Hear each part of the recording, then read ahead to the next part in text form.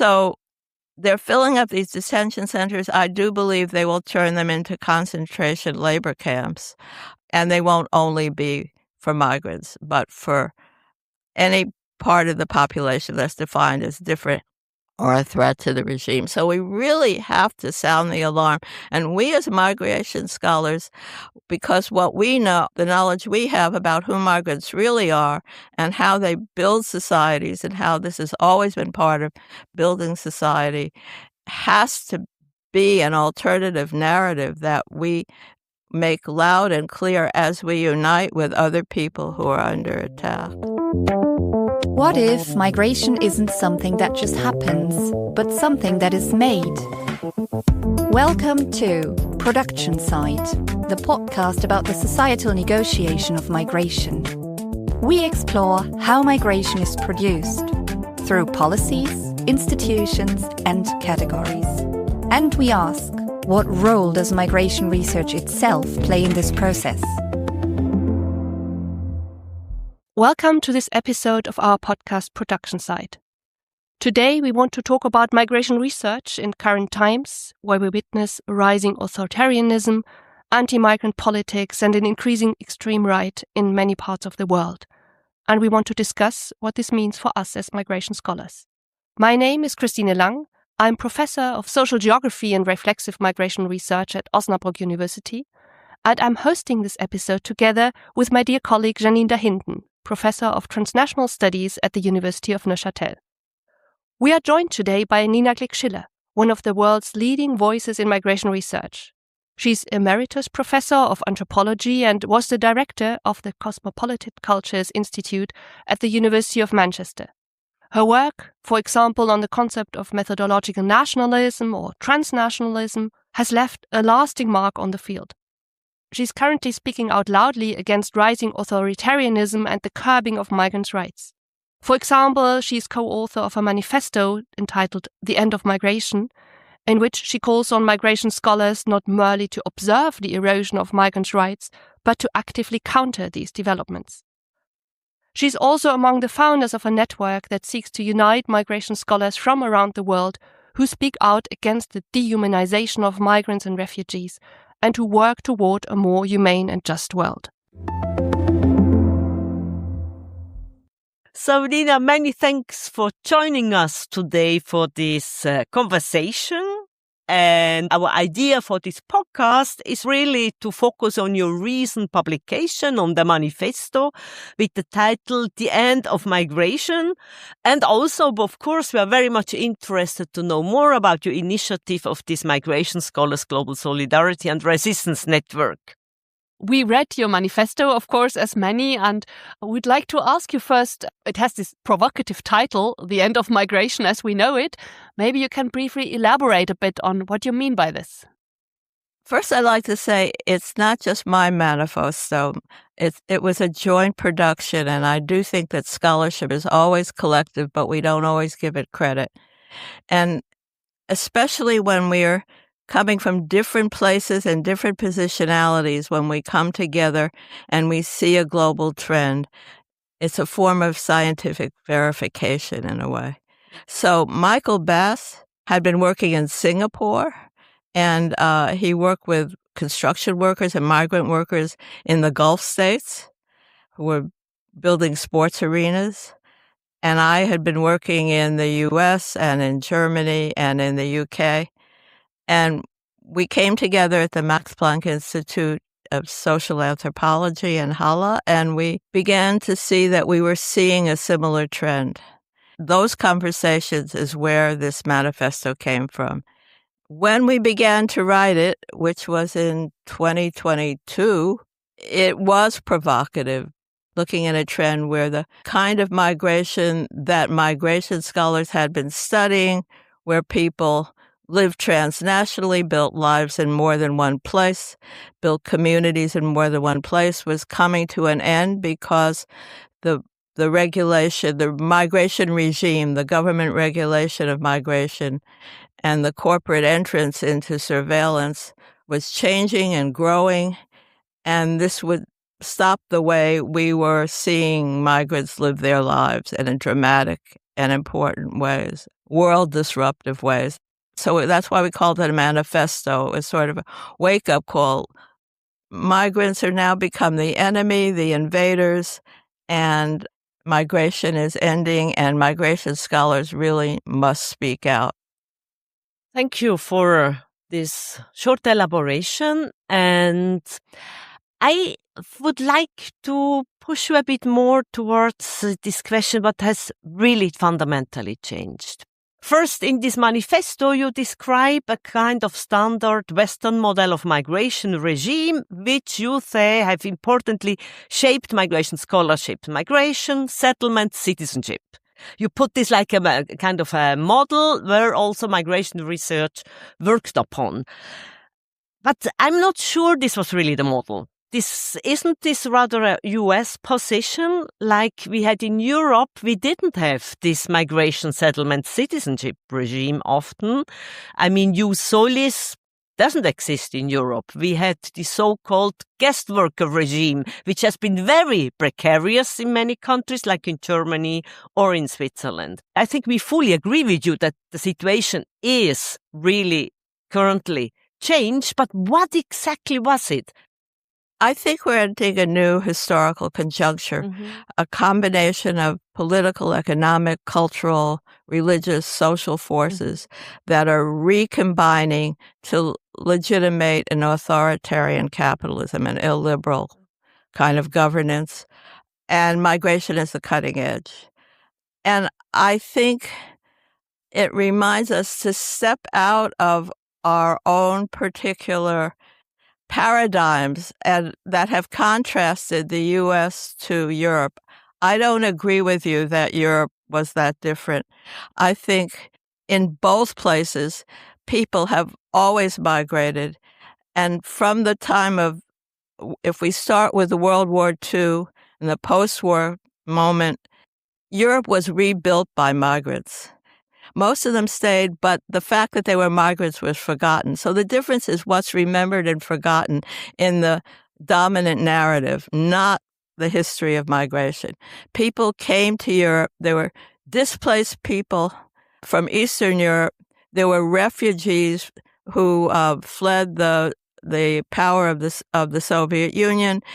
There were labor migrants from Southern Europe who moved north. And there were colonial migrants from both the Caribbean and South Asia. And they all came, and most of them actually stayed, enough to make it a significant part of the population. The percentages are just about the same, 3 or 4% of the whole population. But U.S. is seen as a nation of immigrants, and Germany is not. That's part of the way in which all the refugees, the people who fled, the so-called ethnic Germans fled and then were assimilated, actually. So what you've got is different narratives, not different processes. But whether you had a narrative of assimilation or a narrative of disappearance, what's changing is people are now not able to move and settle. That doesn't mean labor migration will change. I think there will be labor migration, again, part-time, rightless migration that drives as part of driving down the labor standards and the industrial regulation across the board. We're at a conjunctural transformation. At the moment of conjunctural transformation, the old order changes and the new is not yet born, and agency matters a lot, including our agency as migration scholars. That's what's in the manifesto, and that's what I'm arguing. And dispossession, which has always gone on as part of capitalism, takes different shapes and different modes of realization in different times. And the mode of realization that the billionaires of the current moment are pushing toward is this rightless, anti-democratic governance. But I think the last point is very important because this authoritarian moment, this anti-democratic moment, it's the rule of law which is not respected anymore. Exactly. And it's not like these things haven't happened before. I mean, we're sitting here in Germany, and we know that the taking over of a democracy and the institution of a fascist regime is certainly happened in the past. It happened at a time, a different conjuncture in terms of where the rest of Europe was and the U.S. was, including its manufacturing base. And it happened in a moment of crisis in capitalism, depression all through the West. And Germany chose one path, and the rest of the world chose another path, not particularly justice-friendly, but more formally democratic. It's helpful to see what the different conjunctures are. So there was conjunction coming off World War II, where Europe and North America and part of the Americas embraced a democratic face and in competition with the Soviet Union. And in that competition, there was a continuing granting of rights, a form of social democracy, even in the United States, but more thoroughly in Europe, where workers' rights were respected to some degree. It was not perfect. I don't want to be nostalgic about it. In the U.S. was respecting rights, human rights all around the world, even while there was extreme segregation in the U.S., extreme racial segregation. So there was a big gap between the narrative and its implementation, but there were these policies, and at that Cold War moment. And it was built on industrial capitalism. And that industrial capitalism started to come into crisis at the end of the 60s, spurred by national liberation, the end of colonialism. And at that moment, a new conjuncture starts to develop, the neoliberal one, the one where most people who at this university and most people alive have lived through. And this was a conjunction with a different cultural persona of individuality, of selfies, of individual rights, of individual freedoms, individual right to consume, and a different kind of capitalism that was more and more privatizations. And all the social institutions that were built during the post-World War II social democratic moment were taken apart. So there was more in some places than others, more slowly in Germany, in fact, than in other places. But the guarantee of secure labor has slowly been taken away, as has the industrial base, which was globalized. And as that's happened, more, as I said, at a different pace, because the thing about a conjunctural analysis, it's not a period. It's not fixed. It's not uniform. It varies across time and space. So how it comes, neoliberalism in China was different than neoliberalism in Germany, was different than neoliberalism in North America. But everywhere it happened in some form with this cultural dialogue of the individual mobility and the actual fact of a movement of wealth to the top and a growth of precarity for more and more of the population. And now that conjuncture is coming to an end.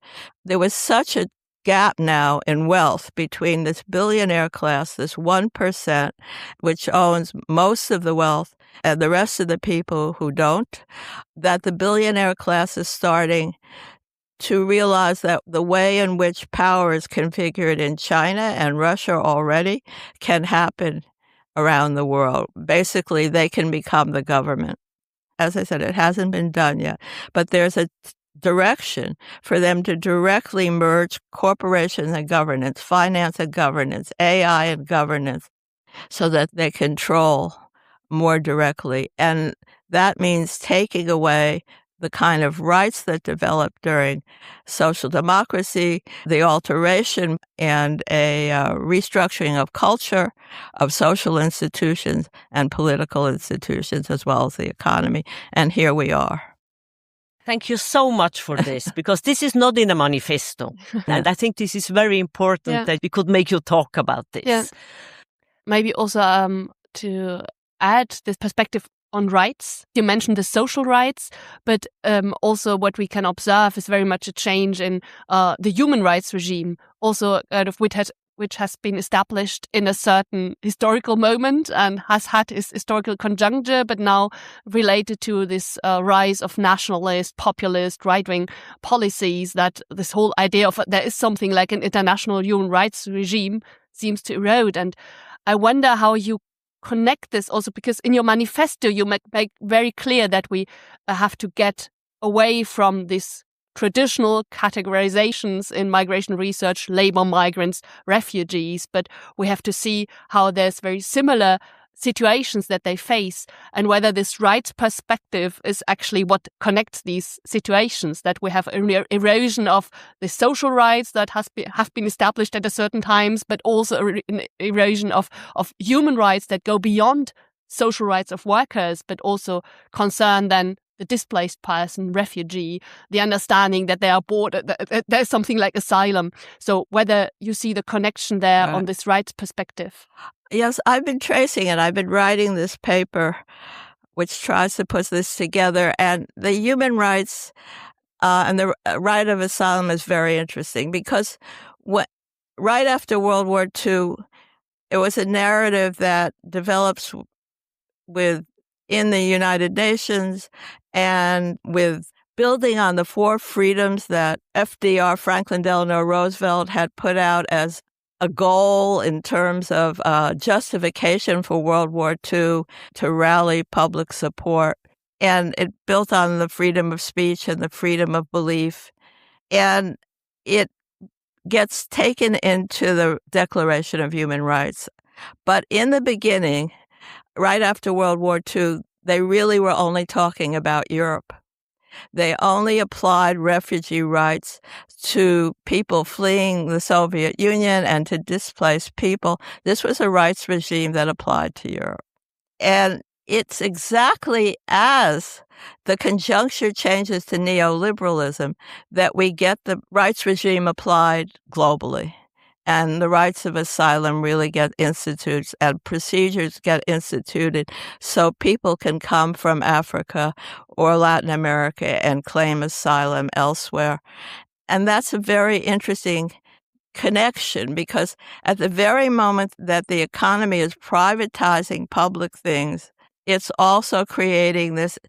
At the same time, culturally, we get this creation of this international rights regime. And we have to ask why.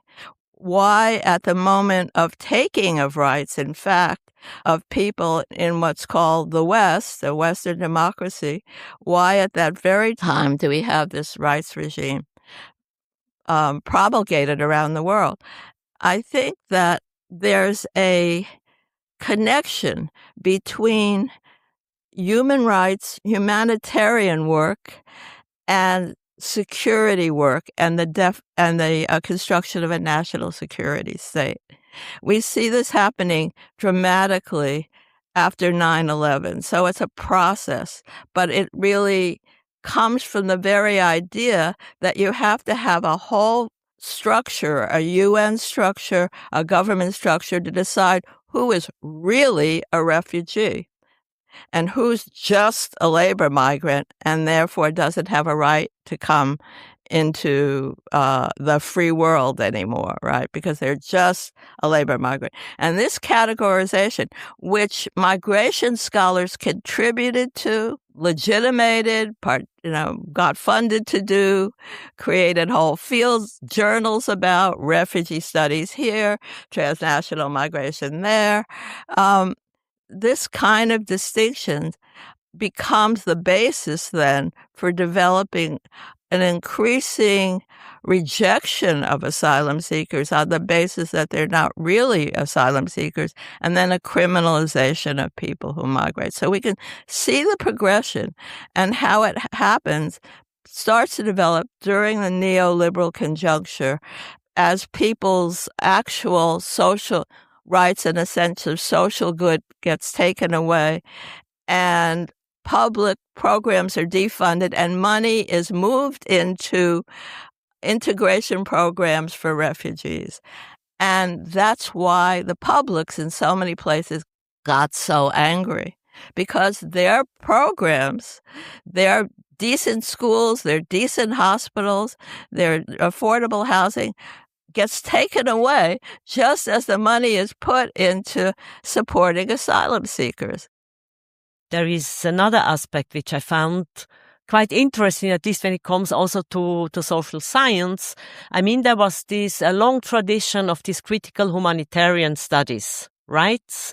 I mean, like Didier Fassin, Miriam Ticktin saying, I mean, this whole humanitarianism is actually, it's a moral economy based on compassion and taking away rights. So this would basically nicely fit with what you have been saying. This would be the second juncture we have been talking about.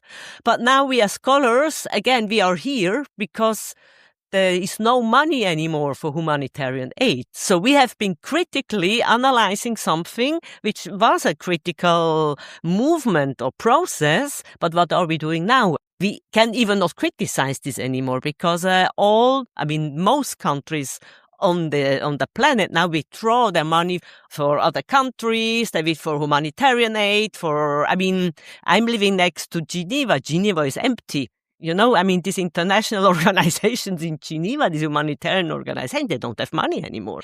So again, it's we criticize as scholars. We clearly saw we made this critical analysis, but what are we doing now? That's why I say we have to be activists. We always should have been activists. We wouldn't have ended up in this position, maybe. Yes, in the United States, when Trump came into power the second time, he issued a list of words that you could no longer say. One of them is immigration. The United States, which has been a country built on immigration, suddenly we can't talk about migration, we can't talk about racial injustice, we can't talk about women is another word that's on that list. What we've got now, in fact, is migration industries that are based on detaining and deporting migrants. So part of the cutting edge is an attack on migrants. The economic part of that is that it's very profitable. The billionaires profit from criminalizing migrants and from borders. And these detention centers, there's $45 billion being put into detention centers in the U.S., and there's already about 70,000 people in detention centers with the justification that they're rounding up criminals when most of the people, that 70% have absolutely no record. And if the others do, it's a traffic violation like a headlight. These are not big criminals. So they're filling up these detention centers. I do believe they will turn them into concentration labor camps. And they won't only be for migrants, but for any part of the population that's defined as different or a threat to the regime. So we really have to sound the alarm. And we as migration scholars, because what we know, the knowledge we have about who migrants really are and how they build societies and how this has always been part of building society, has to be an alternative narrative that we make loud and clear as we unite with other people who are under attack. Maybe you can talk a bit more about how migration scholars should react to these changes that you describe, both in the way they do research, also the kind of categories and concepts scholars use, and, in the way that they also engage in activism. Well, first I want to say something about the categories we've used. I mean, we were part of creating this narrative that legitimates these attacks. I do think so. I don't think that most people meant to do that. I think migration scholars, I've met them from all over the world, are mostly a very caring sort, humanitarians, in fact. But we did make migrants very much into others. We really legitimated that they needed to be integrated in some way. The dividing, and this is a form of methodological nationalism, to see the dividing line, the major dividing line of identity and interests and culture between migrants and non-migrants, when in fact people have multiple identities. People identify, in terms of age, gender, region, profession, tastes in music, tastes in food that don't have anything to do with the boundaries of a nation state. So, and that's why when migrants show up someplace, they start to become social the fabric. They're parents, they're workers, they relate to what's going on, and they build social ties.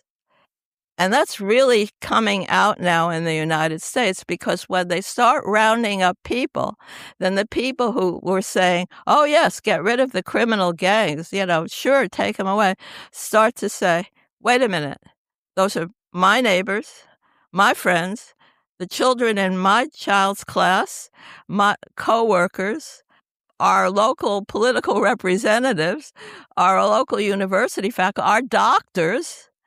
And suddenly they begin to see, first of all, we see two things right at this moment: how migrants have become part of the society. And it's not just in the U.S. You go to any German city, you see small businesses, you see healthcare professionals, you see people from all different backgrounds working together. You see part of the workforce has a migrant background. That's what you see, even in the East. And those small businesses very often revitalize the city, hold down property, become part of keeping any kind of commerce in a small city or a small town. They're vital. So when you start rounding them up, you really destroy the local economy. That's what happened in Minneapolis. They destroyed the local economy when they started rounding up migrants. So our research didn't make that clear. Our research, by just looking at the most newly arrived and the migrants, wasn't processual, didn't have a sense of time and change. We were paid to look at migrants as a social problem, so we treated them as a social problem rather than a social solution, which is what they are to many small cities and towns, and to countries that need more population. The major problem, one of the contradictions is that in the U.S. and Canada and all through Europe, there's a population problem. There's not enough people. People aren't reproducing. I'm saying all this because only when we cut through those categories can we see how we can organize, how we can see how we can really build unity. For migration scholars, it means stop talking just to migration scholars. Talk to everybody else, your neighbors, the people, however you relate within your city or town. That's who you should be talking to, your friends, because only when we have this larger conversation about what's happening in the world and the nature of the conjuncture and how an attack on migrants is an attack on all of us, the fabric of our society and the right to have rights, can we start to build this movement. And it's urgent because the crisis is now. Well, I think we all agree with your analysis, but I think the situation even more complicated because this V of migration scholar you're talking about has been put into question since 15 years at least. I mean, there are so many social scientists, migration scholars who criticize, among other me, but also others, exactly this kind of categorization that within research we're reproducing kind of a migranticized worldview.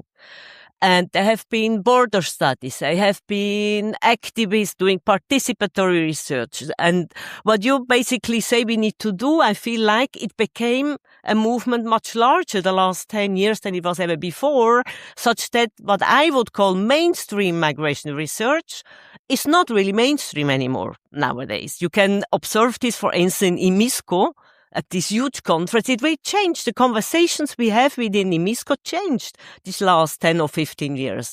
But we are still in this situation that you described so well in this manifesto, that it is a critical juncture. And yes, we can talk to others, but they don't listen to us. But the moment is now different.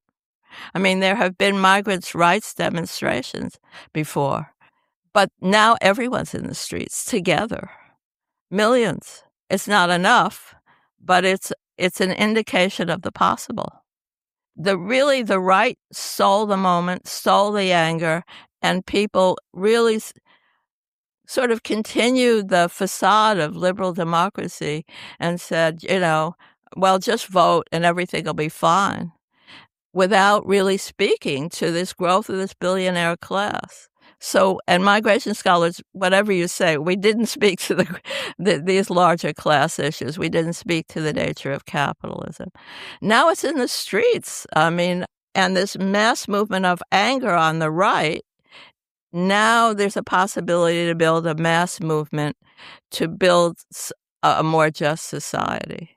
I won't even say on the left, a movement to understand the rage that built the right and to turn it around. We need to seize this moment now, is what I'm saying. On the other hand, I wonder, does it need a Trump and some years of Trump until we get there? Because if we look at the developments in European countries, in Germany, but also Switzerland, we are not yet at this stage that we are in the US, but we also don't see thousands of people on the street demonstrating for migrant rights or against some things that are going on. So my impression is rather that it's still, at least from the German perspective, at the moment it works quite well to scapegoat certain people or to say 80% of Syrians should go back to Syria now that there's a new regime going there. So, and there seems to be not much rise against that. So we see the AfD vote increasing. So do we need to get up to a moment where, for example, in Germany, the AfD has won the it's about to happen. National elections? It's about to happen. I mean, we just need to be the more preparation, the better. If they're saying 80% of the people of the Syrians can go back to Syria and they start rounding them up, what are we going to do? And these are going to be the neighbors, the businesses, the community members, the school. These children, these families have become part of Germany. They have not been just sitting there collecting benefits, although they say this. They've actually been working in the worst jobs. When they round them up, it sends ripples through the economy. And we have to learn. That's why we had Migration Scholars Network had a program, Learn from Minneapolis. This was a global program. And we had 5 scholar activists from Minneapolis who we didn't name because they're under direct threat and they have migrant background. And they described how people are mobilizing, basically forming small groups, signal groups to protect their neighbors, block by block by block. So because they start to see people just disappearing, and this is what it means to say that the Syrians can go home.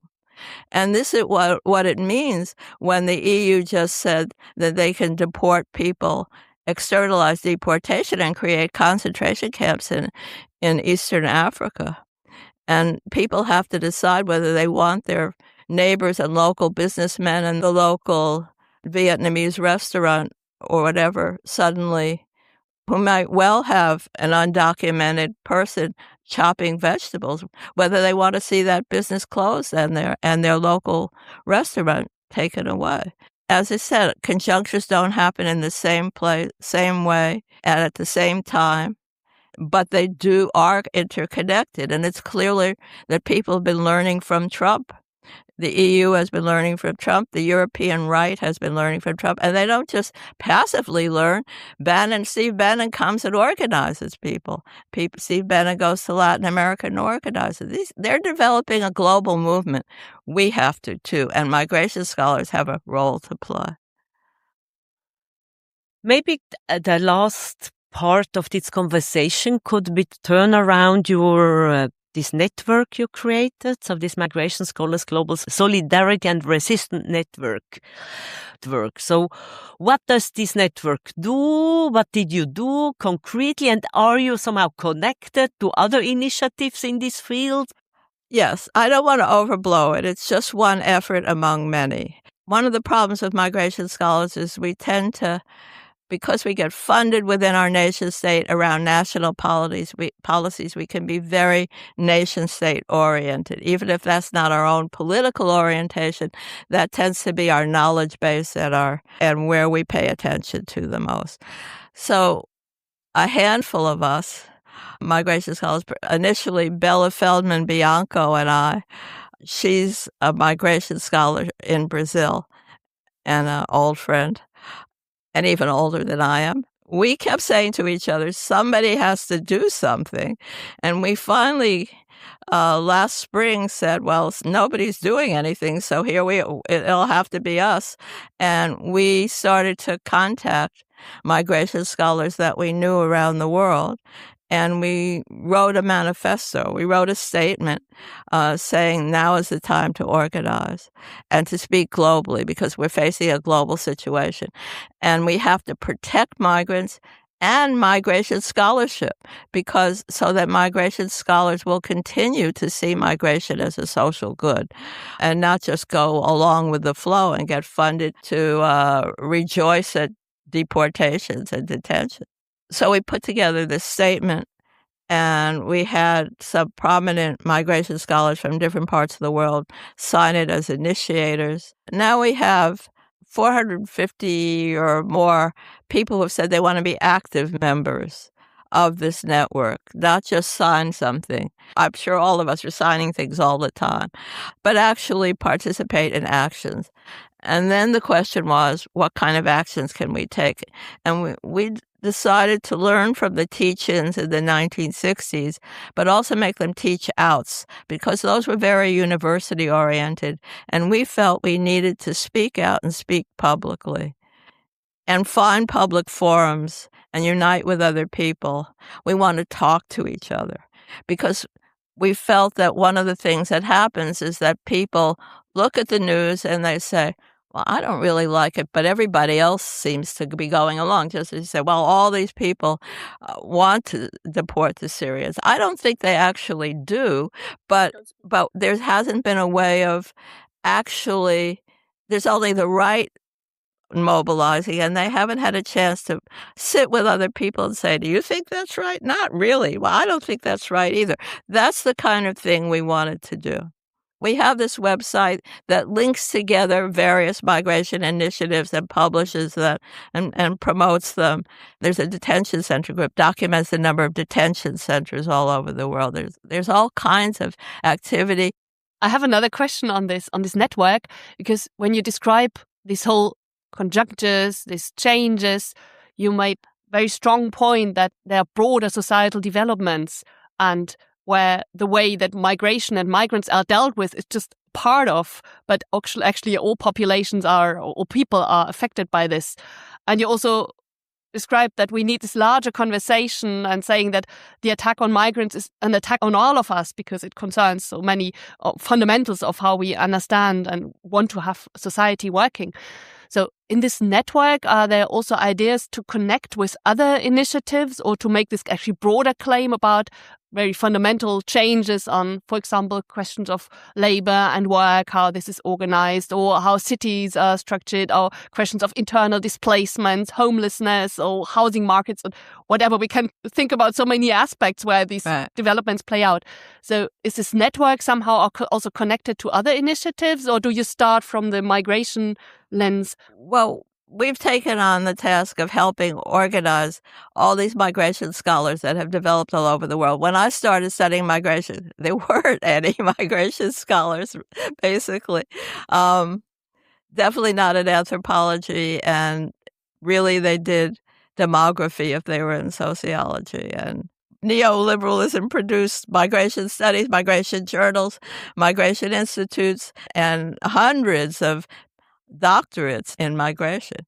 So we thought we would mobilize those, but our members are also active in many other ways. I have to point out that Elise and Tricia are the ones who've been doing the website, and everyone at this moment is, particularly in the U.S., is very overstressed because bad things happen every day. Sometimes it feels like every minute. Thank you so much. I mean, it was really interesting, and thanks for giving us the time to reflect with us on these issues. And actually, I'm really pleased to hear an optimistic voice, because you are a kind of an optimistic voice, and they are rare currently. We all feel a bit overwhelmed and helpless, and I think that's also when these kind of networks come into play and play really a crucial role they can unite people and bring us together. So many thanks for this as well. Can I just say, it's the people of Minneapolis and small towns that are making me optimistic, because when you see that when they see danger and they see armed masked men, instead of running away, they run toward it to protect their neighbors with a whistle. And it's not just happening there, it's happening in small towns. And when small towns get together and say, we don't want a concentration camp in our city, no way. Small Republican towns in the South are doing this. Then you see this is possible, but we can't sit back and be pessimistic. Janine, we just heard Nina call upon us as migration scholars and as citizens to not simply sit back and give in to pessimism, but to act and actively counter current trends of eroding migrants and human rights. So let's take this as a starting point to reflect on our role as migration researchers in these current times, and how we can and should speak up, and what we can take away from our conversation with Nina. And I would suggest actually to take out 3 points related to what we just discussed with Nina, and to go a bit further on these. One point is the positionality of research and the impossibility of doing unpositioned research. And the second point is the idea of what is actually activism and speaking out loud, and how we can understand this and do this. And the third point would be the responsibility of migration scholars in the usage of categories. So what do you think?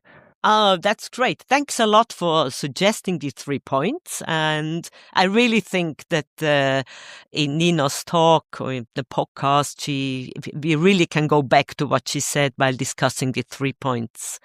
Would you like to start introducing the first point? Yes.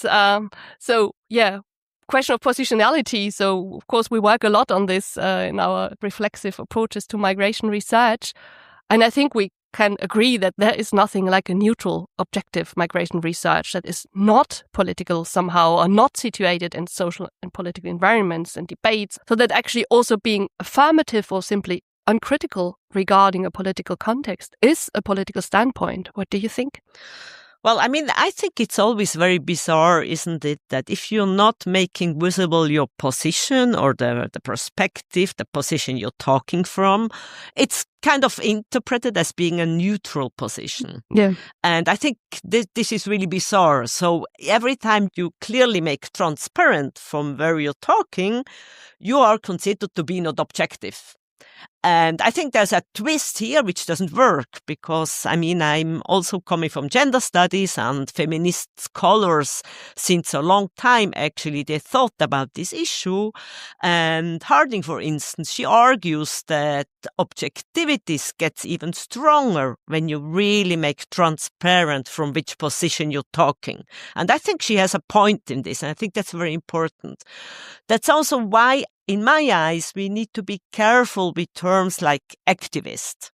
because I think activist is not really able to grasp all the positions we have when we speak out as migration scholars. Yeah, definitely. So I also think the term activism is very negatively connotated.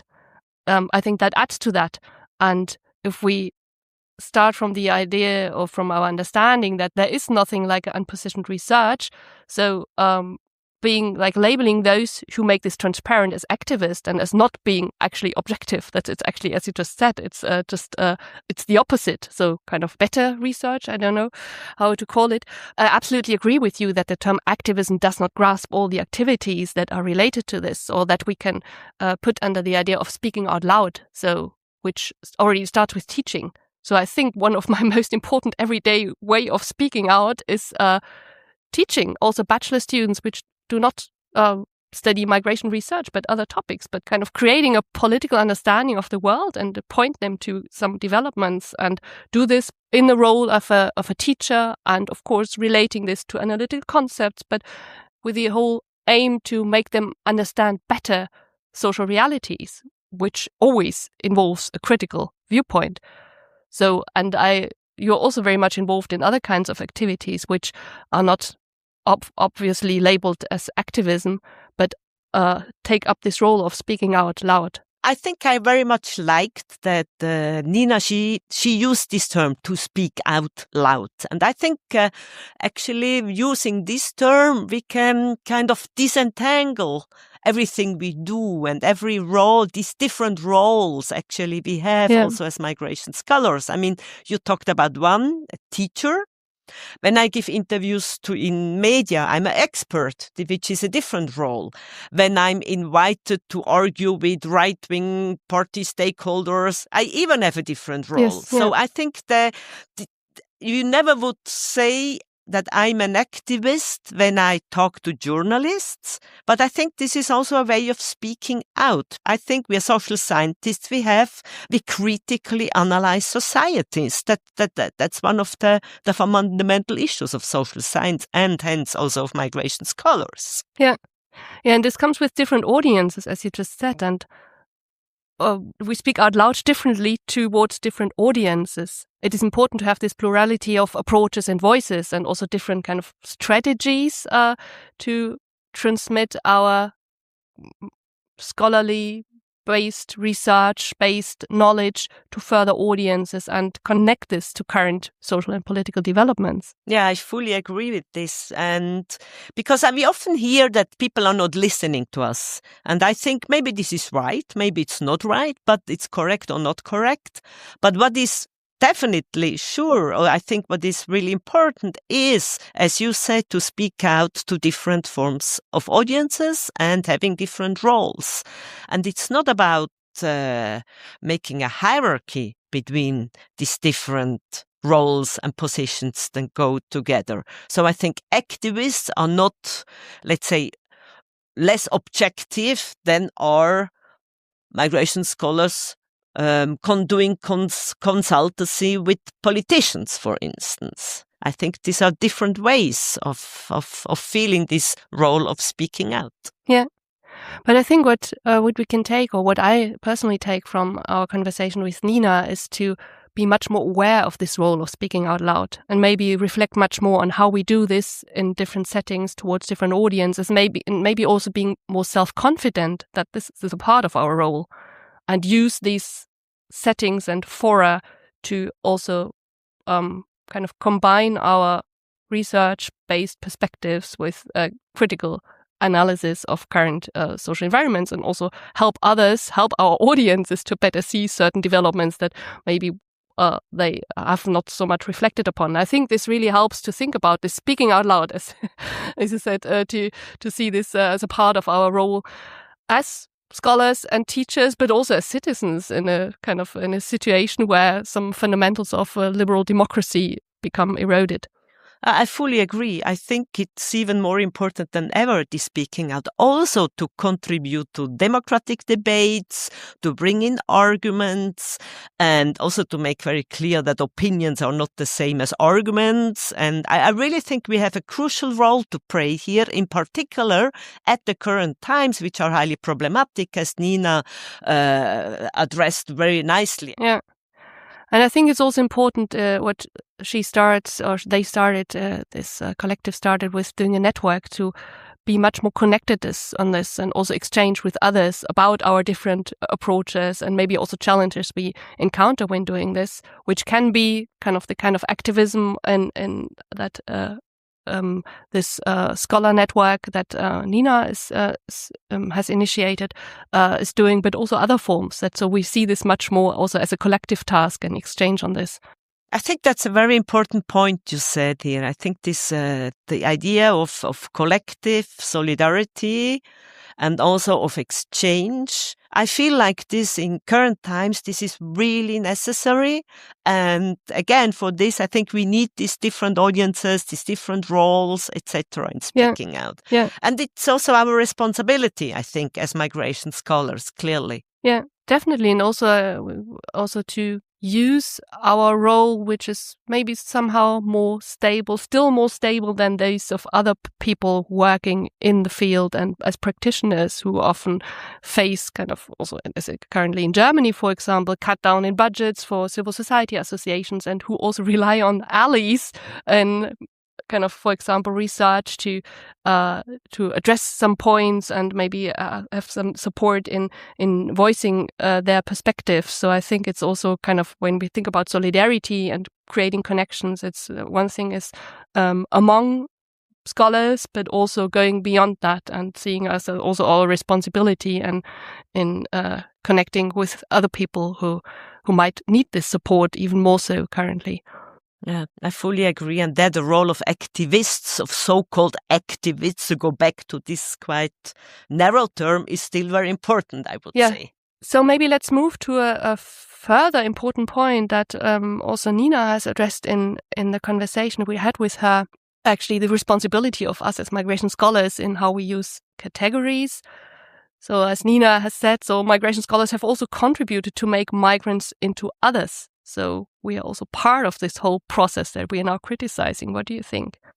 Yeah, definitely. And I mean, there are a lot of scholars criticizing this meanwhile. And well, I think the important thing is we all need categories. I think we agree about this. This is a psychological issue. We cannot give sense to the world and be in the world without categorization. But the question is, how do we address these migration-related categories in a reflexive way? No? So like, for instance, this distinction between migrants and non-migrants. I mean, we need really to address this distinction, to deconstruct it and reconstruct it. And I think there are a lot of scholars who really the last 10, 15 years came up with many suggestions how we can deal a bit differently with these categories, be it by demigrantization, be it by being interested in how and when and where and through which technologies people become migranticized in the first place and others not. So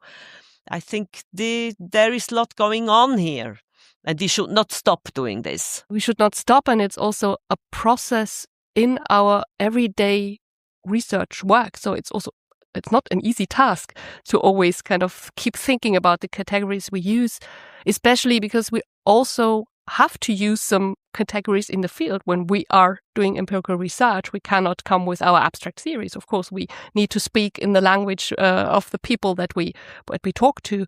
But then this constant reflection on not conflating the categories we meet there, we also kind of use in our everyday languages, but then with the categories of analysis, once we look at the processes that we study there. So to reflect on this in all stages of our research process, I think, as you say, it's a process, both in our own research, but then, of course, an ongoing process in the discussion on how we best deal with this and what we can make with this.